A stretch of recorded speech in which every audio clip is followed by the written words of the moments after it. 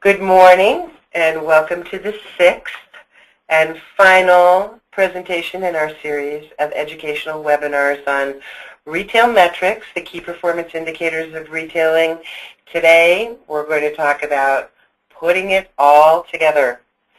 My name is Donna Wesley Rogers and I'm the Director of Marketing and Public Relations for One Step Retail Solutions. This webinar series is brought to you by Retail Smart Guys and One Step Retail Solutions. A little commercial, we are your retail technology service providers. We've been partnering with retailers for 27 years, and in that time we've installed over 6,000 stores on retail management systems. We currently support over 3,600 stores, and as you can see there, our staff all have retail backgrounds. We currently represent the 5 different point-of-sale systems that you see on your screen, plus we've just taken on NCR Silver, which is also a very exciting product. And if you so desire, you can tweet about this presentation at #RetailMetrics on Twitter, where our own social media guru, Amy Hansen, will be happy to respond to anything that you would like to tweet about. I want to introduce to you our speaker and presenter, Dan Jablons. We're really happy to have Dan with us. Dan actually worked for One Step for a number of years and has since gone off and become quite the consultant and quite the speaker. Dan worked in retail while attending The Ohio State University, where he graduated with a Bachelor of Science in Marketing and Production. He's worked with lots of retailers that you may have heard of, such as Walmart, Target, JCPenney, American Apparel, Donna Karan, Jimmy Choo, Charles David, Diesel, Oakley Toomey, Hollywood Bowl, many others. Before coming to One Step, he actually worked for a clothing manufacturer where he piloted vendor-managed inventory programs. So he really understands the vendor side of things also. He then worked for One Step, where he installed lots of systems and provided merchandising help to retailers large and small. And he also does internet marketing. He's helped many retailers establish their presence on the web. And you probably know by now that Dan is also has a background in improvisational theater. He's performed with comedy troupes across the U.S. He was on Curb Your Enthusiasm this past year. We look forward to seeing him again this coming year in a number of things. Dan combines his knowledge of retail with his comedy skills to be one of the industry's most popular speakers. He's spoken at Magic, at local municipal and trade show events, many other venues, and we're happy to have him speaking with us today. Welcome, Dan. Thank you, Donna. Hello, everybody. We talked a lot about these statistics through the last 5 weeks. I wanted to kind of go through them again one more time with you, and then talk about, okay, well now that you know what they are, how are you actually going to get this into your business? How are you going to actually utilize it? How are you actually going to get to the point where you're actually working with them and that sort of thing? So let's go through the key performance indicators one more time. Okay, so days of supply, the definition of which is the number of days the store will remain in stock based on rate of sale over a given period of time. And the formula is there, which is basically your end-of-month inventory divided by the total sales divided by the days in that period. And the goal is to make sure that days of supply does not exceed the end of season, and also to make sure that you don't run out of inventory before the season ends. So it's a good way to keep track of, like, just do I have enough stock? And as we talked about in that webinar, days of supply is a great way to start to evaluate whether or not your min-max solutions and your min-max levels are set to the right levels. Okay, sell-through percentage, the percent of inventory that was sold which is available for sale, the formula is there. And again, a lot of people focus on sell-through percentage, and a lot of your vendors like to talk about sell-through percentage because it's an indication, it's an early indication of demand. It's an indication of whether or not the public really does want that product and how quickly you're going to move through it. Again, you want a high goal there, but you want a high sell-through percentage, but obviously not so much that you end up not getting all the sales out of that product that you want. Okay. Stock to sales ratio, which is basically the ratio between the actual end of month inventory on hand to the sales for that same month, and the formula is there again.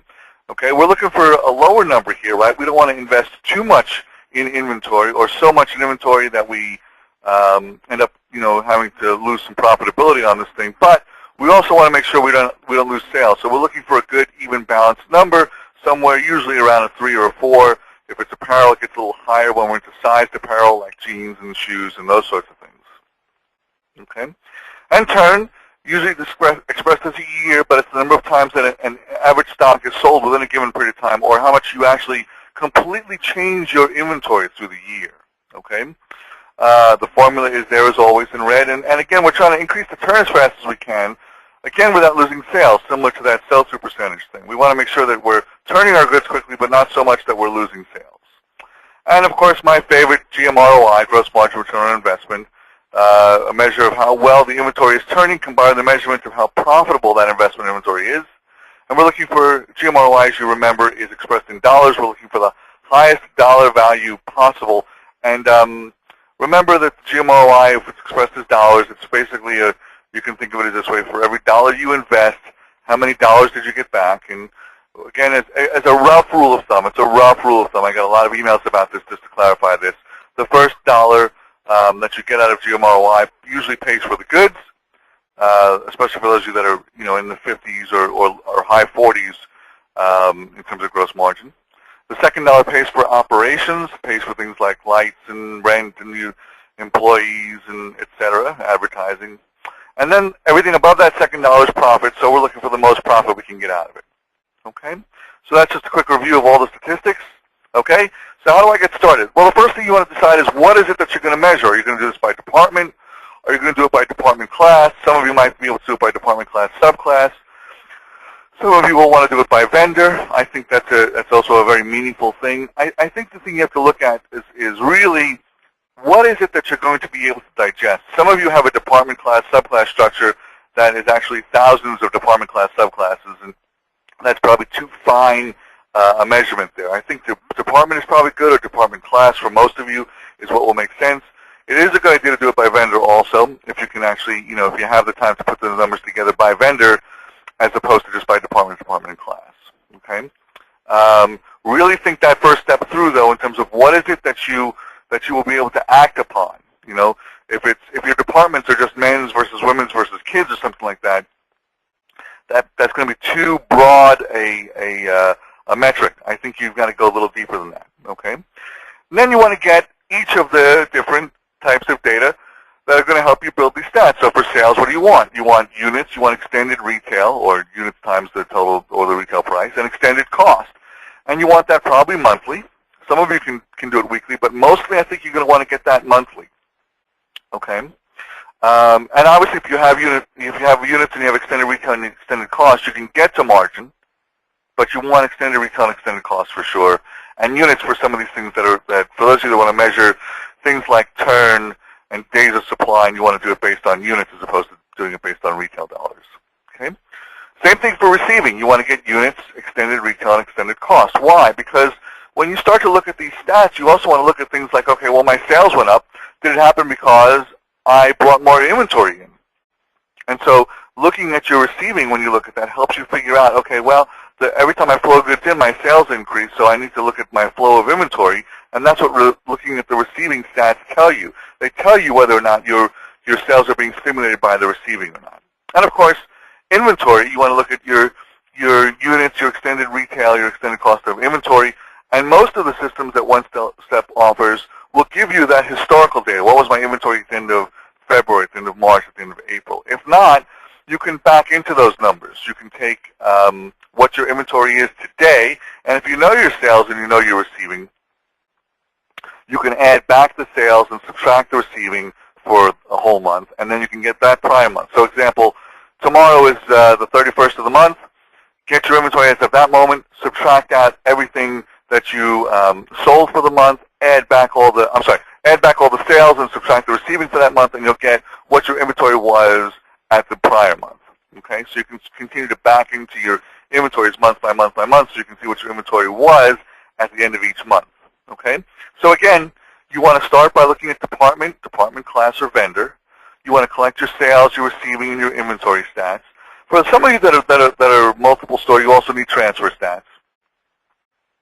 And if you've done a physical, you want to get your whatever your physical adjustments were, if you've done any kind of adjusting inventory. But these are the main ones: the sales, the receiving, the inventory, to calculate these stats.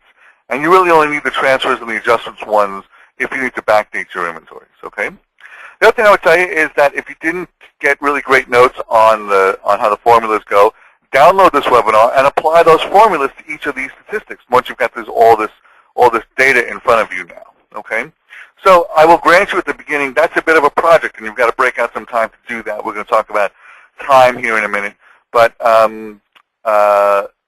you know, the whole point of doing all this stuff is to see where you've been. What have you done in the past? What has been the effect of your receiving? What has been the effect of your marketing? What has been the effect of the inventory you've put on the floor? And how has that actually affected your selling? How has that affected your profitability? And what, if you had a time machine you could go back in time, what would you change? What would you tweak? Would you change some of your receiving? Would you take markdowns earlier? Would you not have taken them at all? Would you have gone on sale and reduced some inventories early on so that you could have preserved your season? I mean, it's a good chance to review what happened so that you can figure out what you would do differently next year or next season to make sure that you can get more profitability out of it. And that's the point of doing all the statistical analysis. So every one of the systems that OneStep offers and sells can get you these statistics in some form or another. Okay. You know, I talk about this a lot, and I push on this a lot, and I pushed on it when I worked for OneStep. I push on it even harder now that I have a consulting firm. But it's these statistics and collecting this data and this information that's going to make the difference in your business. So if there's only one thing you've learned or one thing you apply from 6 weeks of us talking about these statistics, it's at least dive in there and look at something other than a bestseller report. Look at something other than a selling report. Please look at the condition of your inventory. Please look at what you received during those time periods. Look ahead. Look at what you're buying, and does that make sense in terms of what you sold month by month by month?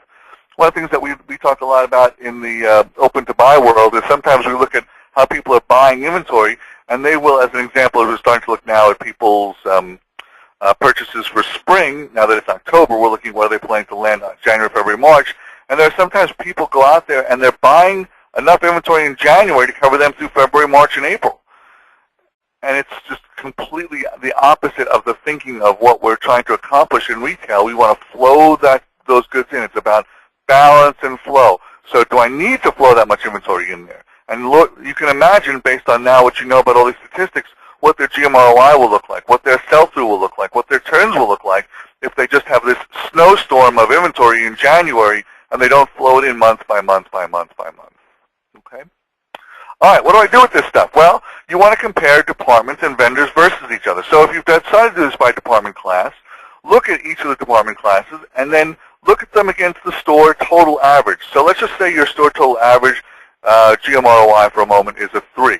Okay, well, I'd start looking at, if I was going to evaluate your business, the first thing I would look at is I would look at maybe 2 or 3 department class combinations that are way below that store average of 3, and I'd look at the ones that are way above that. Okay, I want to look at the ones that are causing me the most in terms of my profitability, and I want to look at the ones that are driving my profitability. Okay, what do I do with that? Well, the ones that are causing me the most difficulty in my profitability, the ones that are at the lower end of that spectrum, I want to start to look at those and go, what am I going to do about this? Do I have a whole bunch of dead inventory that I cannot move? Well, that inventory isn't going to get any better with age, right? One of the prior webinars we talked about inventory is neither wine nor cheese. It doesn't improve with age. So if you've got a bunch of old inventory that's laying there, and nothing's happened with it, nothing's happened with it, nothing's happened with it, at some point, you just got to get out from under it. Get whatever you can for it. It's not worth what you think it's worth if it's still sitting there. Or and that's usually what's driving those things at the lower end of that spectrum, right? So get out of that inventory, get whatever cash you can out of those goods, and apply it to the places where you're on fire. And at least turn those dollars, whatever you can get out of them, into something a bit more profitable. On the upper end of these things, where you're doing really well with some of these things, you've got maybe $7 or $8 GM ROI. If you're accomplishing that, I guess my questions would be, what else could we do here? Are there ways we can increase our assortment and drive even more demand?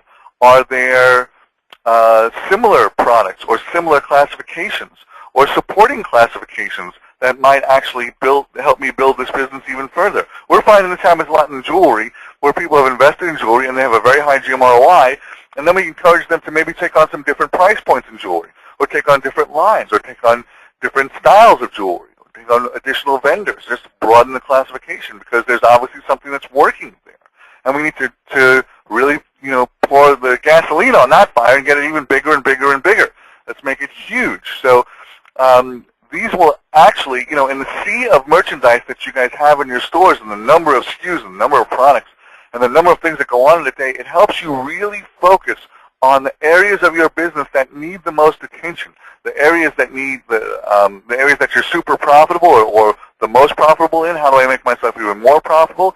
And the areas that you're least profitable in, how do I fix those areas, or how do I get out of that business and into businesses that I'm more profitable in? Okay, so when you have these big outliers, when you have the guys that are really hurting you in terms of profitability or super helping you, what's causing it? Do you really understand what your customer is looking for? Do you really understand where the demand is? Do you have a unique product or unique distribution that other people don't have that you can really capitalize? Do you have a taste level that your competitors just cannot even get close to, and that's why you're winning this game? Do you have a taste level that just isn't working, which is why you have all that inventory laying there? These are all things that these stats help you to figure out. So when you start looking at the bottom of the barrel and the top and the cream of the crop, you want to look at those things. What's causing them? What is it that's driving it? Do I have a really super strong vendor relationship? Do I have great abilities to fill back in, so I'm in stock all the time, and so I'm just turning? These are all things that you want to figure out. So as you look at the outliers here, the ones that are at the bottom and the ones that are at the top, make sure you've identified a couple of causes for why those things are working and why they're not working, so that you can make sure you don't make the same mistakes next season, and so that you repeat those successful actions next season as well. And once you've got all this data, the next thing to do is to set some goals for next season or next month or next year or whichever thing you're planning, and measure your progress. So, I've got an overall store average of 3.0 as my GM ROI. I want to get to 3.5. I want to get 3.5 next season. How am I going to do that? Now, that's interesting, because what happens is it causes you to rethink a couple of things. It probably causes you to rethink your assortment. It causes you to rethink your buying. Hey, you know what? If I'm going to get another 50 cents on my GM ROI, maybe I'm going to get there by controlling my buying a little bit, by reducing the investment I have to make in inventory and maintaining my sales. Maybe I'm going to get there by asking my vendors to help me with some promotional stuff to launch the season. Or maybe I want to tell them, look, I'm going to buy lean and mean, but at the end of the season, I'm going to buy whatever they're stuck with, because vendors get stuck with goods too, So maybe you can buy something promotional from them at the end of the season. Maybe you'll start to use those vendor scorecards that exist in your systems to figure out how I'm going to negotiate with the vendors to get better pricing. These are all goals that you can set for next season, next year, and target them based on either the departments or the vendors or what you have. But they're important planning steps for your business. And I'm going to get to planning here in a moment. But once you come up with these goals, make sure you've shared them with your vendors and with your staff. I have a couple of accounts that are doing an excellent job of sharing with their staff what their statistics look like now and what they're hoping to get to, and the staff is playing the game with them as opposed to not knowing what to do or just thinking that my job is to show up every day and to help customers. You know what? Their job is a little deeper than that. Their job is to understand the merchandise well, and their job is to help you sell through it. Their job is to help you identify what's working and not working. I could do a whole series of webinars just on staff management, but there is a definite science to managing your staff and managing your vendors with respect to your retail store as well. And these statistics help you to measure those guys, because again, you can't improve what you can't measure. So how can you improve your staff's performance? Well, there are statistics here that will help you do that, and that's what this is all about. Okay? Here's probably the one that I think most of you need to to really, this could be the most life-changing part of the whole webinar series for you right here, which is make the time to review this information. Every retailer I talk to nowadays tells me they don't have very much time. Now, they've been telling me that for years, frankly, but it has been exacerbated with the advent of the Internet. We're all on our phones checking our emails over and over again. Some of you are checking it right now during this webinar. I know you are. You can confess. But we're checking our emails like the email that's going to come through is going to be some earth-shattering, super important thing. I sometimes kid around and I say it's as if I'm a doctor and I'm waiting to get the email that the kidney has arrived and I can go into surgery in 5 minutes. You know what? Our emails that come in are important, but we've gotten so conditioned to looking at our smartphones every second of the day that now we believe we have no time. Here's the thing, with any business, but especially in the retail business where it's such an active business and you're on the floor and you're dealing with customers, you're dealing with vendors, you're dealing with staff, and the phone rings all the time and people coming in, and you're not in the kind of business where you can sort of close the door and say, okay, for the next hour I'm going to work on a marketing plan. It doesn't work that way in retail, does it? But what you have to do is you have to carve out some time every week, every day, or really every month for sure, but preferably every week, to stop, catch your breath, and evaluate what's happening in your business, and to look at those statistics and figure out, where am I winning this game? Where am I not winning this game? What am I going to do? How am I going to steer this ship in the right direction? You have to make the time to review this information. I have to do it with my own business too, by the way. Even in the consulting business, we have to stop every once in a while and go, okay, so where are all our customers at? How are we going to review their data? How are we reviewing what we're doing to penetrate the marketplace? You know, I have to, I have to take my own medicine sometimes too, and look at and stop and get away from consulting and kind of look at, okay, what's our marketing looking like, and how are we doing financially, and are we hitting the goals that I've set for Retail Smart Guys, and those kinds of things. You must make the time to review this info. You at some point have to shut the world off and take a whole bunch of these reports and sit someplace where people can't really reach you and go through it and mark up these reports that you get and look at them and go, oh, my GMROI is too low here, it's super high here, and it suddenly went up. I need to go back and review what was received here. I need to review why this classification is changing. Remember something, as you look at all these statistics, it's not just the stat itself, but it's the statistics change over time that is meaningful. So when we talked a little bit earlier about comparing different periods of time, and I wrote number 3 here, if my GMROI in April goes from 3.5 to 5 in a particular classification, I want to understand why. Did I suddenly receive a hot seller that's blowing the doors off of everything else, and I need to figure out why that's happening? If my turns suddenly slow down dramatically, did I receive a whole bunch of inventory that my customer doesn't want to buy? So the review of this information and the measurement of this information requires some time. But you know what? The reason why I would justify that in your world, if you're going, oh my God, I can never spend that time, I'm so busy, blah, blah, blah. Your biggest investment in your store is your inventory. It is where you spend all your dollars. So it's so important for you to manage and look at and study the biggest investment you have. And make sure you've got a plan in place, which is what this webinar is all about, to effectively study it so that you're not sitting someplace with a pile of numbers and not knowing what to do with them. Okay? So again, I would really, of all the webinars that we have up there, if there's only one that you download, this is the one, because I've really taken the time to write some steps out here. And of course at the bottom, listen, if you can't figure out what these numbers are telling you, or you can't figure out what they are, go get help with it. I'm really good at the numbers.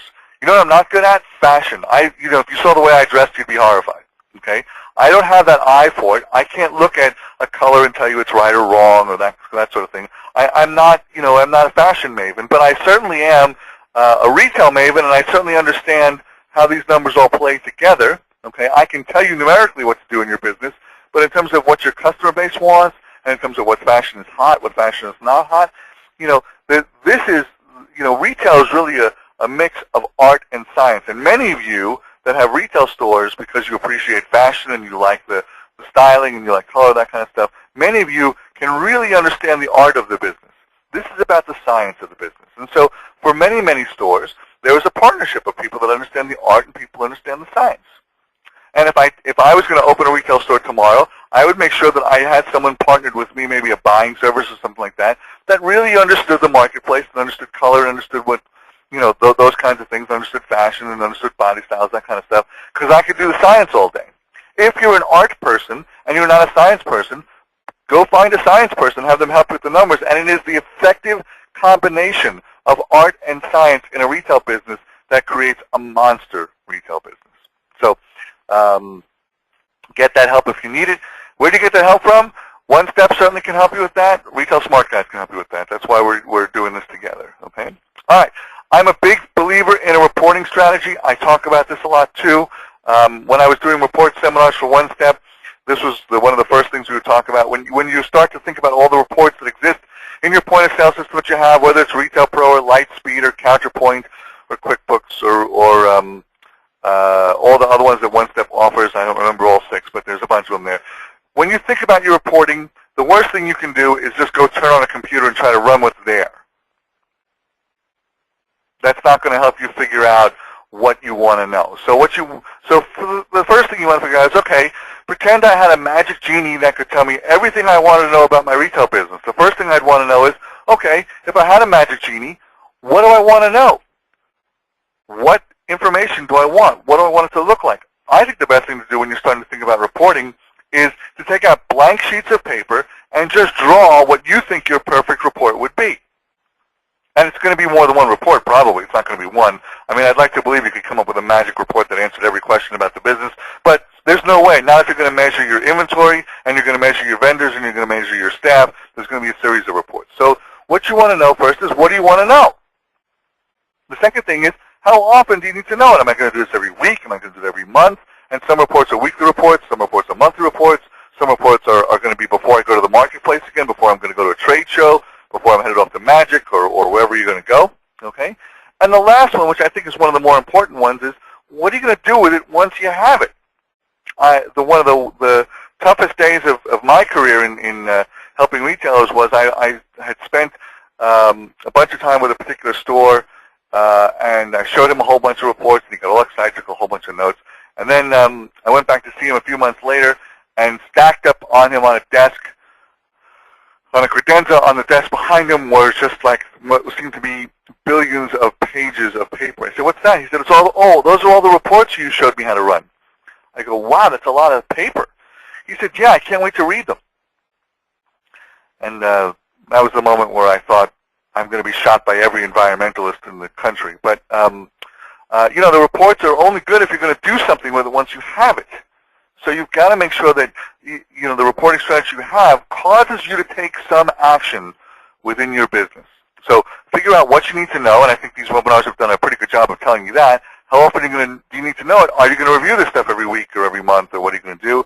And then what are you going to do with it once you have that information? Okay? All right. Just a quick little offer at the end of this webinar before we take some questions. We're happy to do a free inventory analysis for you. We're going to tell you, if you want us to help you with that, we'll tell you where are you missing business, what classes of merchandise aren't providing cash flow for you, how is your inventory performing for you, do you have the right inventory levels, are you too high, too low, that kind of stuff, and really what's your business's potential. Where could you take it? What do we see? That kind of stuff. So we'll do all that for free. It's only free because it's being sponsored by One Step. Normally this inventory analysis is a pretty expensive thing, but One Step has agreed to sponsor it. If you're interested in that, you can contact Donna or you can contact me, and we're happy to set that up for you. Okay? All right, I'm going to put our contact information up there, and Donna, it's the question and answer time of the thing. So let's answer some questions for these folks. Yeah, I do want to say, even at One Step, we review our metrics on a weekly basis, and then we also meet monthly and go over the monthly and go over our quarterly and, of course, our annuals. But, we keep our own metrics, things like response time for support. That's really important to us, that, our guys are responding quickly. We have like a under 2-minute response time, which makes us really happy, and resolution time, and we keep track of the number of success stories from our clients and that kind of thing. So we're all about the numbers also. We definitely work on those numbers, and I know exactly what you said.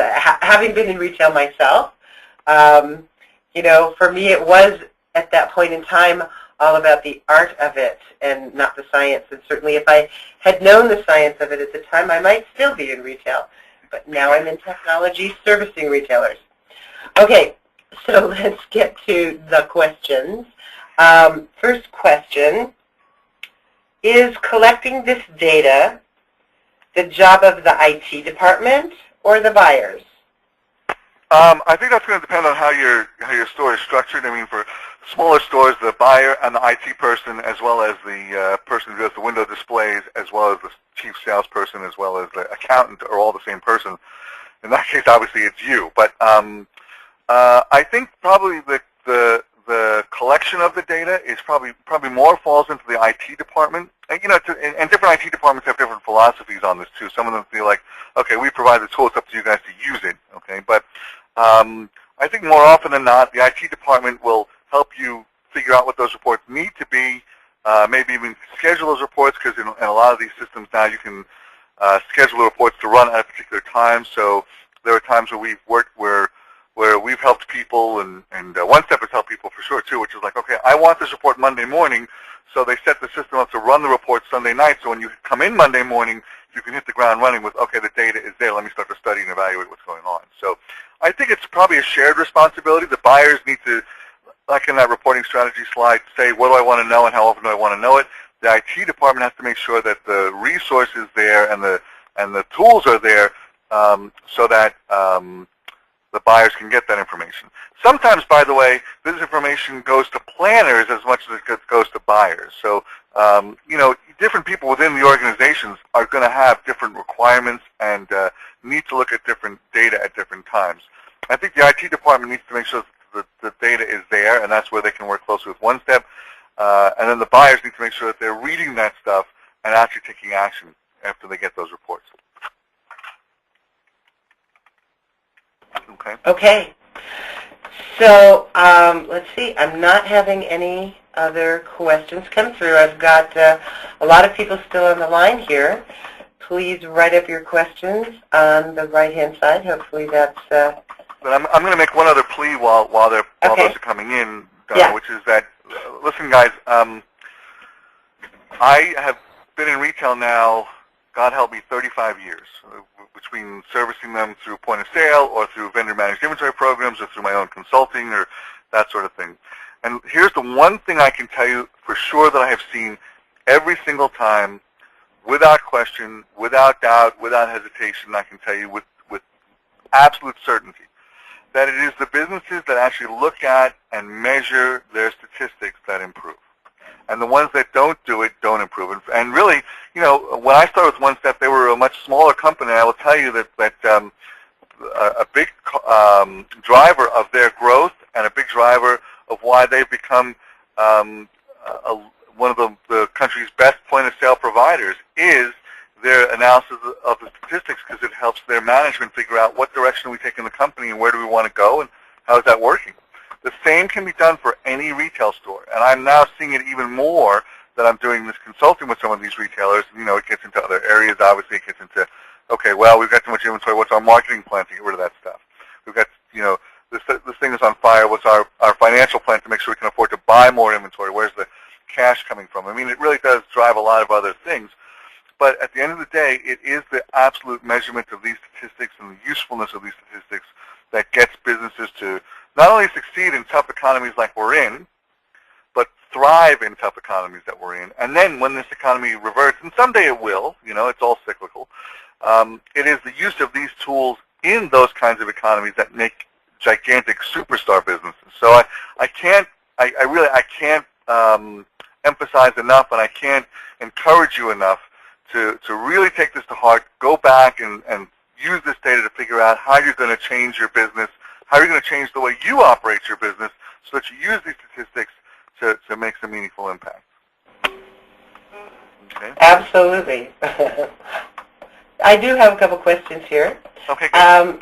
Kevin asks, is it a good idea to benchmark the metrics against competitors in the industry? And if so, how can a store determine if it's doing well versus its peers?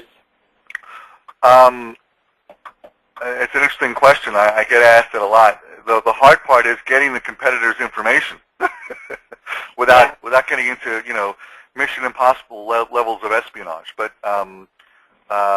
if you can get competitor information, then I think when you look at the statistics versus the competitors, right? Again, the one that I want to look at most is GMROI because that's the profitability issue. But could you benchmark it against your competitors? Yeah, I would say just better would be the way to go, without really kind of digging into that a little bit deeper. I mean, certainly there are competitors that will. What I wouldn't want to do is just like a raw stat like sales, compare my sales against my competitors' sales. Sales is not enough of a measurement. It's a good starting point, but they may be outselling you, okay, but maybe they're outselling you at greater discounts, and maybe they're outselling you at much higher inventory levels, and so they're not as profitable as you are. So that's why again, you have to look at which stats you're looking at, and my focus would be more on your profitability. Okay, so Dan, does NRF or somebody like that have benchmarks for specific verticals on all of the KPIs, or some? They used to have them in broad classifications, like they would have a women's wear GMROI benchmarks based on classifications. They had menswear GMROI. I don't know if they still publish those, and you may need to be a member to get those. Those stats are certainly a lot easier to get to nowadays than they used to be with the amount of automation that's happening at retail. So I don't know if they still publish them, but NRF used to publish them. I know that there's talk of other ones happening in the action sports industry, but I don't know if there's anything particularly published there.